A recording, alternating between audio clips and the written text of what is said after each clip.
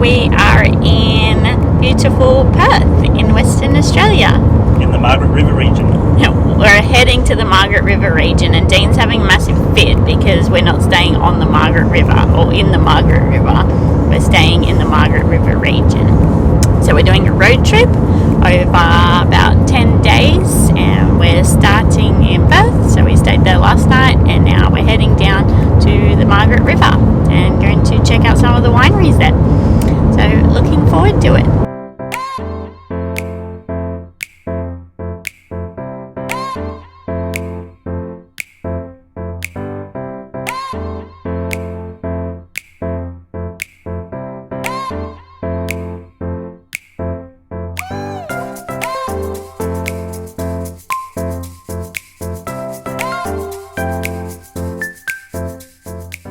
We are on Bustleton Jetty, walking along the train tracks, if you believe it. It's on the jetty, going to the end. I think it's 1.8 kilometres or something? Yeah, it's the longest wooden pile jetty in the southern hemisphere.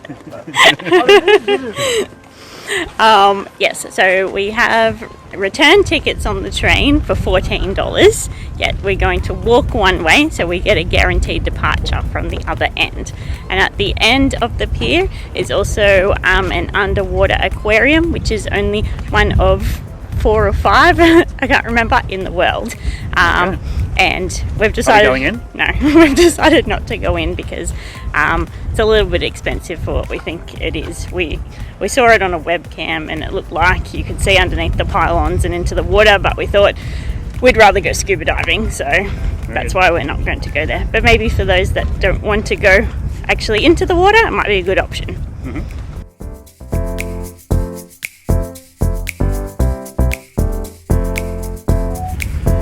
And Amanda, this is me beating you to the end. Me touching the end.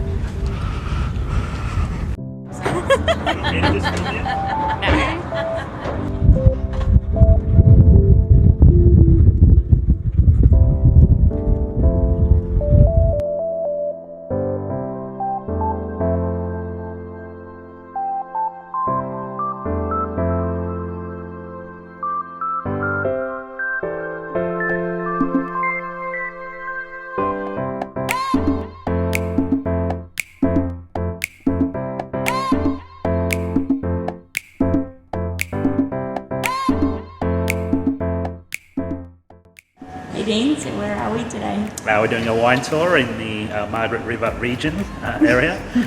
Learned something new today. Apparently there's 5 S's when it comes to tasting red wine. So first of all, as soon as it's poured, you smell it, and then you sip it, then you swish it in your mouth, and right at the back of your tongue is where all the good taste buds are, I guess. But then for the 4th one is you swill again, and then you sip it again. And you'll actually taste the difference. And it's so true, you do taste the difference after doing a swill, and a sip. It is very different. So those are the 5 S's. Hopefully that was clear. It's one of 5 wineries. So let's see how we are at the end of the day after our 5th winery. But so far so good. And we've already drunk maybe 10 or so wines. Yeah, we've had probably about 10 tastings, equivalent of maybe 2 or 3 glasses of wine in half an hour. So it's going to be interesting. Let's see how we are afterwards. Yeah.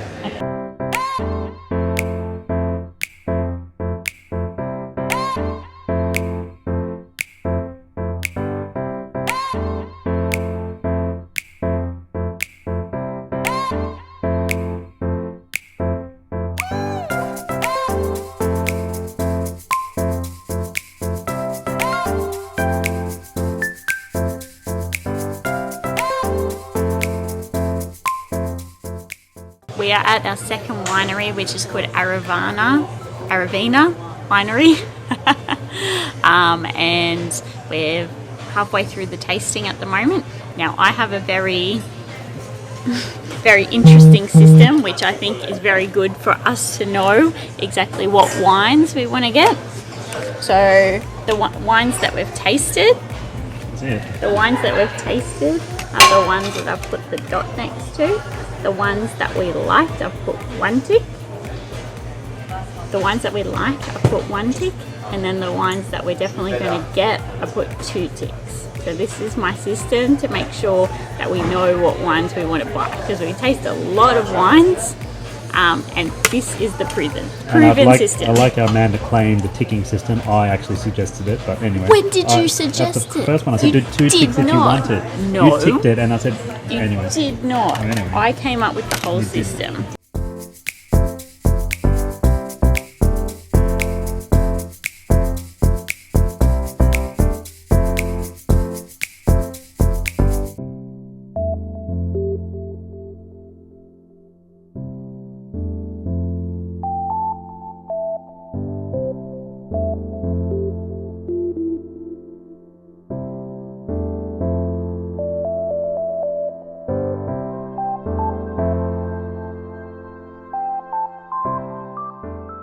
We are in Candy Cow in a town called Cowrum Rock.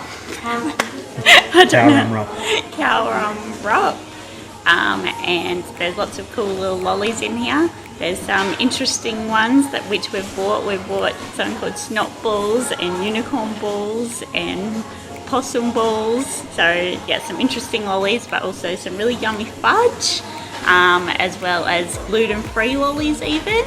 So Mum's excited about that, and I might be soon too. How's it different from other candy shops we've been to?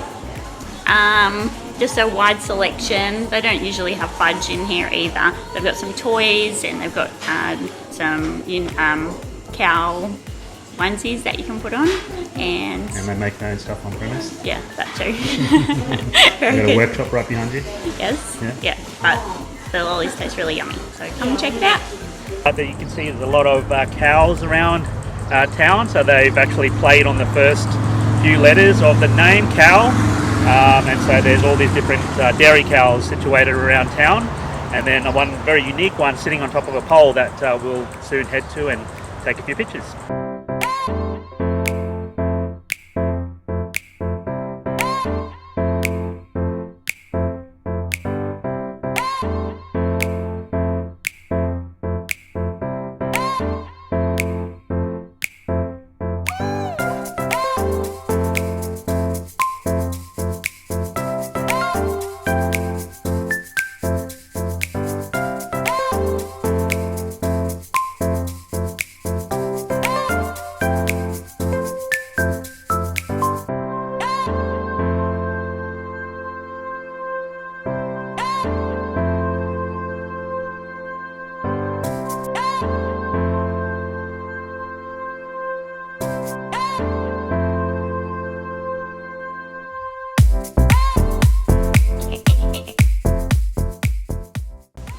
So we survived the climb down and back up from the cave. So we went down, I think it was about 65 meters, and we walked through the cave, which is about 85 meters in length. It was really beautiful down there, and it's known to be one of the prettiest caves in the area. There's a bunch of different caves around here, but this one was recommended.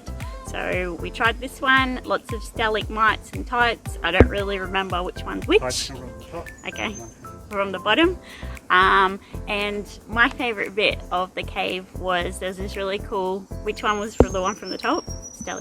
Stalactite. And the bottom had like come off it, and it was just sitting over a lake, and so it looked like it was a floating table. Mum's favourite bit was the dragon face into the rock, which sort of looked like a dragon. They lit it up all red. And Dean's favourite bit was making it back up to the top and surviving. Yep. Yeah, so it's a pretty cave. Small things. Yeah, I think $22. You have to do it on a guided tour, and the tour takes about an hour.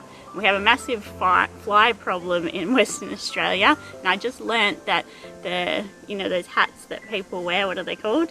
Crewbrews or something?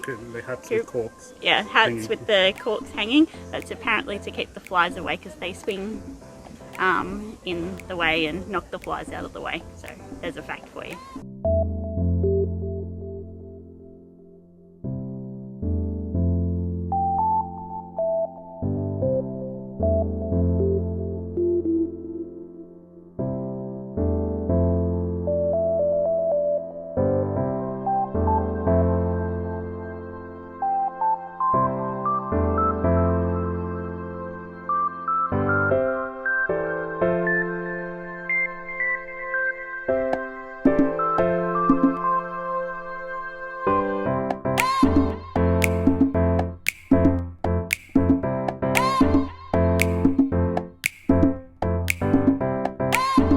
Stay tuned for next time, where we continue our Western Australian road trip.